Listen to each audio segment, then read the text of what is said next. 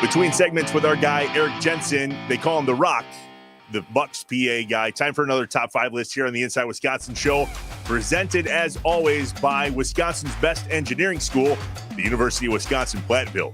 UW-Platteville offers an affordable engineering program, and its graduates stay in Wisconsin, driving innovation at top companies right here at home. Find out more at uwplatt.edu/engineering. Was that your second choice, J.A., before you got into broadcasting? It was like, yeah, if I don't do this, I'm totally going to be an engineer. Is that true? Not quite like that, but it is odd. If it had not been this, I would have been somewhere I'd have been a math guy. Oddly enough, my least favorite classes as a kid, I despised taking English classes. Interesting. And grammar, and now I've had it drilled into me so long. But yeah, I do much better with I can turn numbers on their head, and sometimes grammar and spelling still can perplex me. And yet, one of your best lines is, "I was told there would be no math." Here I am, but I can still on occasion, I can. I'm not working derivatives around the house anymore just for fun.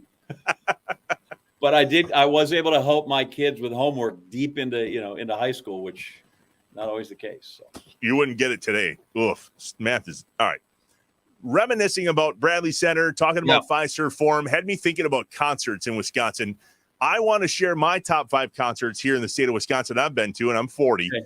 And I feel like your favorite 5 concerts back when you were younger are going to be a little bit different. So who's first, me or you? I don't care. All right, I'll go first for a change this time. Let's have it. Number 5 on my list, concerts. You ever heard of the Trans-Siberian Orchestra? I know that's not what you typically think of with a concert, but they do some Christmas stuff. Yeah, and they were at the Resch Center, and there's lasers and guitars and Old City Bar is probably my favorite song ever. That's sung by Trans-Siberian Orchestra. Super kick-ass concert at the Resch. Okay. That's number 5. Number 4, I have to admit this, my first concert ever was at Bradley Center, and it was when I was 17 years old, and I went with a 19-year-old girl, and we went to see the Backstreet Boys. And it was really loud. I know. You would have went with her, too. Trust me. Number 3. Green Day at the Resch Center. Man, that was I live here in Green Bay, deep here. Nice. And the Resch is a really cool spot to see concerts. It only seats like 10,000 or something like that. Green Day was really cool. Here's my top 2. Number 2, Kenny Chesney at both Miller Park and Lambeau Field. I know Mark Murphy came out and said that he's trying to get Bruce Springsteen to Lambeau before he's all said and done. Kenny Chesney at Lambeau Field was incredible. I missed the Elton John and Billy Joel concert at Lambeau. I really kicked myself for that because I bet you that'd be in this top 5 list. But Kenny Chesney, Lambeau Field, he was there twice, saw him at Miller Park once. So that was awesome. And number 1 will probably never be beaten. I saw Garth Brooks at Bradley Center twice and on back-to-back days. Friday, Saturday. That guy puts on an incredible, incredible show. If we ever do get to talk to Mark Murphy before he's done, I want to tell him to kick Bruce Springsteen to the curb and get Garth at Lambeau Field. Well, you're right. I know I thought that might be offensive to you. All right, what are your top 5 concerts here in Wisconsin? Let me just, if I can pile on that. So Tamra, she used to just go see Garth Brooks down at the local watering hole because she was in school at the same time as he was at Oklahoma State. Jeez. And so they just go to a place called Wild Willie's, and she's seen him God knows how many times, but never in concert, just him there. And one of her best friends has a canceled check from when he came and played at the fraternity house where they all went. And so, it's kind of crazy, right? That is crazy. Yeah. That's awesome. And somewhere I have a program from my very first Big 8 track meet I was at where the people are listed, right? There's Anderson and a Mike and a Coy.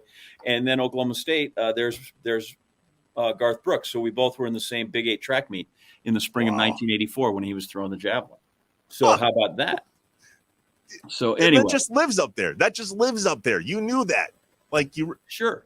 Well, but I have it. I sit around. That's like at the time I didn't know who he was, but afterwards it's crazy. And then like I said, Tamara speaks a lot of times about just going down to Wild Willie's with wild. That's wild. What's happening there. So also a good concert venue from my understanding. I've been there. The Widener Center is apparently great. Yeah. Yeah. Just saw Mercy Me there like a month or 2 ago. My mom has really called me twice for tickets in her life. One was to go to the NFC Championship game. The year it was limited attendance, they came back. Yep. Was that the Yeah, I offered Brady to one? take her. You remember that? I offered to take her, like if she needed a and chaperone. she found somebody else. She asked me for Yeah. tickets for that, which I managed to find for her, and then she wanted to go see Darius Rucker at the Widener Center. Yeah, nice. So So aren't you buddies with him? Yeah.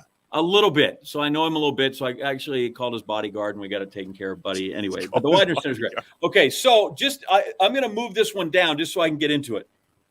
This is for you. I had it higher, but I'm going to put it here so we can draw it together. Number 5, Alpine Valley, Bruce Springsteen. Screw you. Okay. Sorry. 84, Born in the USA tour. Bang. We're there.